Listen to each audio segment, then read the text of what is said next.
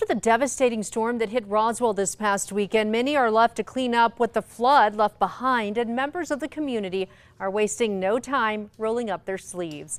News 13's Jessica Salinas spoke with a city councilor who led one of the volunteer cleanup groups.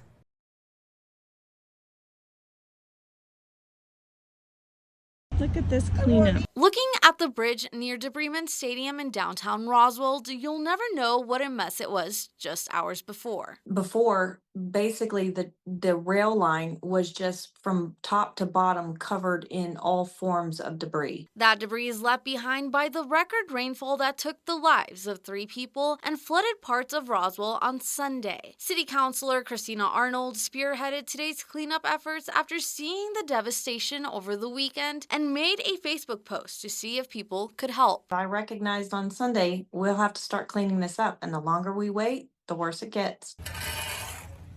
Arnold said she quickly got more than 24 people of all ages together, and the group worked for 2 hours today to clean up a section of downtown. Fences, limbs, trash, grass debris, asphalt that had come up from the actual Spring River Trail. Arnold said she's grateful to see the people of Roswell take care of their city. I see a beautiful community coming together, showing how resilient we are, showing that we're here for each other, that we're connected. Arnold knows there is still more work to be done. Cleaning up and fixing these bridges, fixing these roads, that's going to take us a good 2 to 3 years. Jessica Salinas, KRQE News 13.